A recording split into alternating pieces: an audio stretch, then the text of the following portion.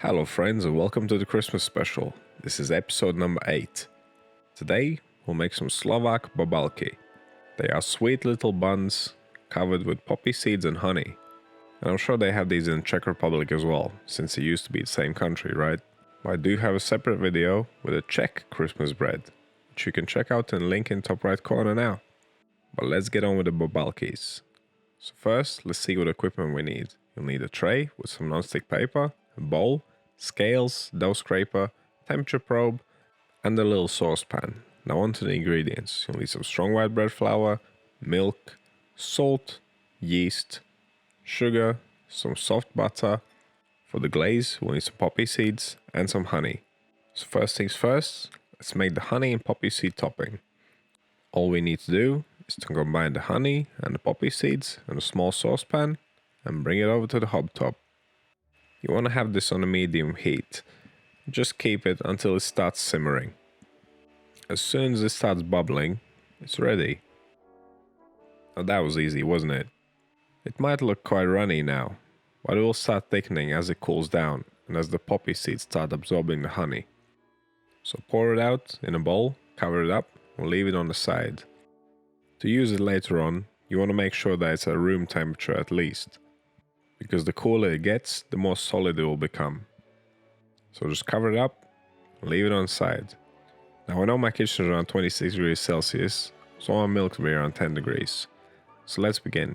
Get the bowl, add the milk, then in with the yeast, then add the sugar, the salt, and the butter.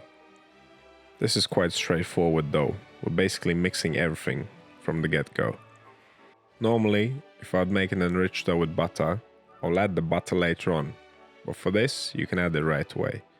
After you've mixed everything around a bit, you can add the flour, then come in with the scraper and keep on mixing. You want to work this into one cohesive piece whilst it's still in the bowl to avoid making a mess on your table. Now tip it out on the table and we can start kneading. This dough is not very sticky, so I like to use the regular kneading method here. I like to press down and forwards with the heel of my right hand, and then using the fingers of my left hand, I fold the piece of dough under the heel of my right hand, then turn and repeat.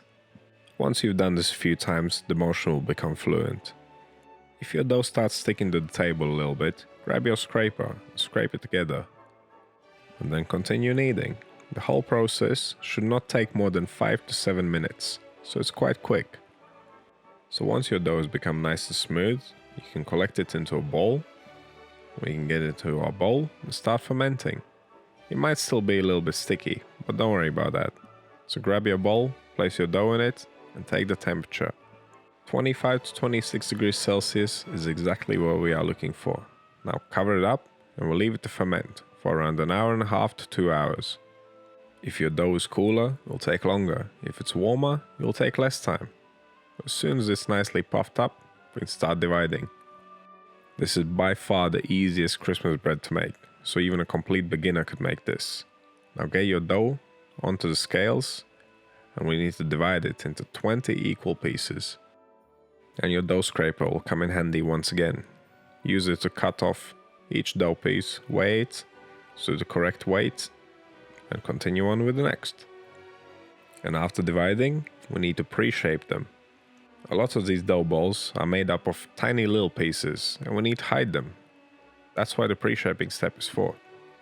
Make everything nice and uniform. So just grab a dough piece, flatten it out, fold the edge over the middle, going around in a circle until you reach the point where you started. Then flip it smooth side up, tighten it against the table, and that's how you pre-shape. Now just repeat it 19 more times. We need to rest the dough after pre-shaping, so we'll cover these up. Let them relax for 20 minutes. This will not only rest the gluten and make it easier for us to shape, it will also give the dough another chance to ferment. Final shaping is exactly as the pre-shaping. Place your dough smooth side down, flatten it out, fold the edge over the middle, going around in a circle until you reach the point where you started. You can pinch the bottom together, but make sure you place them on the tray, smooth side pointing up.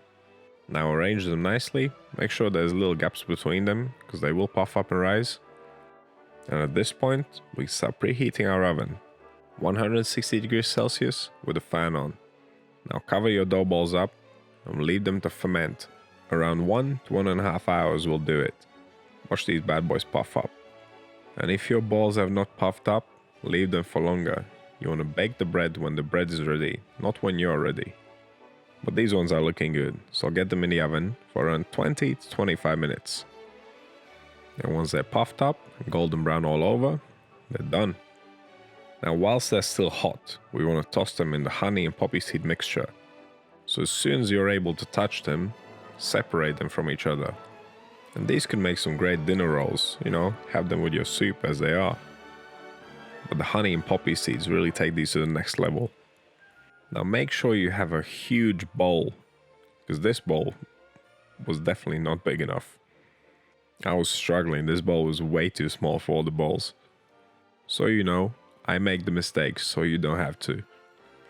Anyway, once you've finished mixing them around, have them whilst they're still warm. They're best enjoyed fresh from the oven. And those are your Slovak Bobalkis. Quite cool, right? Check out my Christmas playlist. I've made 12 different breads from 12 different countries from around the world. Well, mostly Europe anyway, because that's where they celebrate Christmas the most. And as always, if you have any questions or suggestions, write them down in comments. And consider subscribing if you haven't already. My channel's full of bread baking videos. Thank you for watching. I'll see you in the next one.